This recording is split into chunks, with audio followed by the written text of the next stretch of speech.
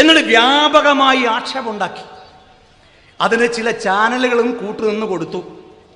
ഞാൻ ഇന്നൊരു voice clip പുറത്തു വിട്ടിട്ടുണ്ട്. KT ജലീൽ എന്തായിരുന്നു കഴിഞ്ഞ ദിവസങ്ങളിലൊക്കെ പറഞ്ഞത്?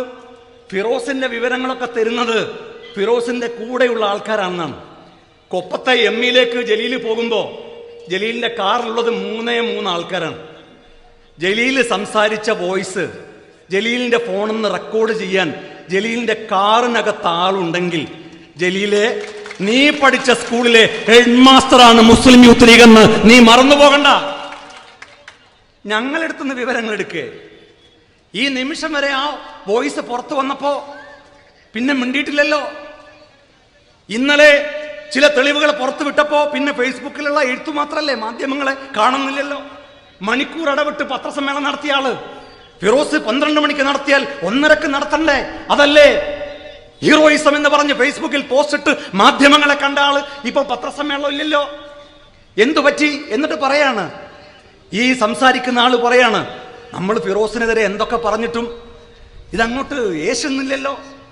അപ്പോ ജലീല് പറയാണ്, ആ ഒരു ചാനൽ ഏറ്റെടുത്തിട്ടുണ്ട്, ഇനി അവര് കത്തിച്ചോളുന്നു. ആര്? ആ ചാനൽ കത്തിച്ചോളും. കഴിഞ്ഞ കുറെ ദിവസം ആ ചാനലിന്റെ പേര് ഞാൻ പറയാതെ നിങ്ങൾക്ക് എല്ലാവർക്കും അറിയാം. ആ ചാനൽ എനിക്കെതിരെ കൊടുത്ത വാർത്തകളുടെ എണ്ണം എണ്ണിയാൽ ഒടുങ്ങില്ല. എത്ര വാർത്തകളാ കൊടുത്തത്? ഇന്നലെ മാത്രം കൊടുത്ത വാർത്തകളുടെ എണ്ണം എത്രയാ? മെനിയാന്ന് നിങ്ങൾക്കറിയാം, മെനിയാന്ന് കൊടുത്ത വാർത്ത എത്ര എണ്ണ, അതിന്റെ തലേ ദിവസം കൊടുത്ത എത്ര എണ്ണാണ്. ഇവരാരെയാണ് വെളുപ്പിക്കാൻ നോക്കുന്നത്? ഞാനൊരു കാര്യം പറയാം, നിങ്ങൾ എത്ര കത്തിക്കാൻ ശ്രമിച്ചാലും ശരി, നിങ്ങൾ മുട്ടിൽ മുറിച്ച മരങ്ങൾ മുഴുവൻ കൂട്ടിയിട്ട് കത്തിച്ചാലും ഈ ദേഹത്ത് ഒരു പോർല് പോലും ഏൽപ്പിക്കാൻ നിങ്ങൾക്ക് കഴിയില്ല. നിങ്ങൾ കത്തിച്ചാൽ ആ തീ കെടുത്താനുള്ള ഫയർഫോഴ്സ് ആവാൻ മുസ്ലിം യൂത്ത് ലീഗിനും ഇന്ത്യൻ യൂണിയൻ മുസ്ലിം ലീഗിനും കഴിയും. നിങ്ങൾ എന്താ വിചാരിച്ചത്?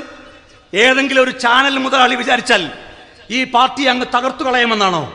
ഏതെങ്കിലും ഒരു ചാനൽ മുതലാളി വിചാരിച്ചാൽ ഈ പാർട്ടി അങ്ങ് മൂക്കിൽ വലിച്ചു കളയാമെന്നാണോ നിങ്ങൾ വിചാരിച്ചത്?